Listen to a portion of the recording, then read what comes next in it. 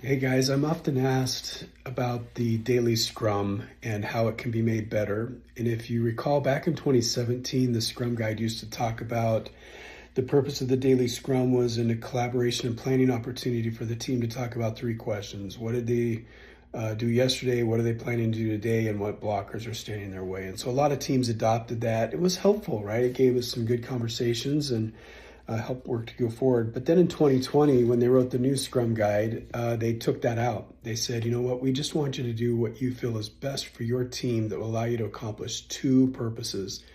First purpose is to inspect your progress towards the sprint goal.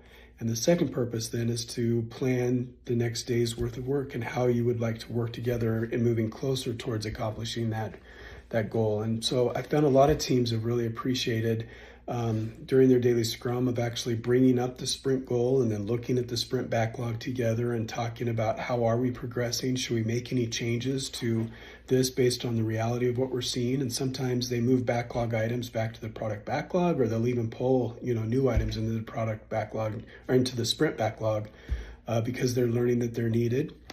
And then sometimes they'll look at their burn down chart and see how they're tracking towards their goal and if more adjustments are made. And then part two, then they walk over to their sprint backlog and they talk about who's going to be doing what that day.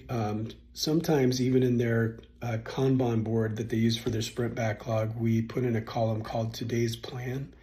And this is where the team actually pulls items into that today's plan and say, okay, let's focus on these items together. And they may even put their names on those items so that everybody on the team knows who's working on what. But you're going to find that if you do that daily scrum well, everything goes so much better. You have fewer meetings, you're able to collaborate more effectively. And I wouldn't limit it to just one daily scrum a day. Sometimes it's helpful to get together right after lunch or maybe even later in the day to replan and relook at how you're doing work. The last thing I'd remind you about is that that daily scrum is really for the developers, right?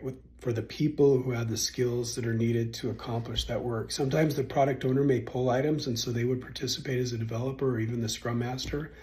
But just remember, it's really for the developers. Product owners and scrum masters, you're both optional for that daily scrum. But the rest of the developers, use that as a time to really get aligned on how you want to work together for that day. Okay, hope it helps you.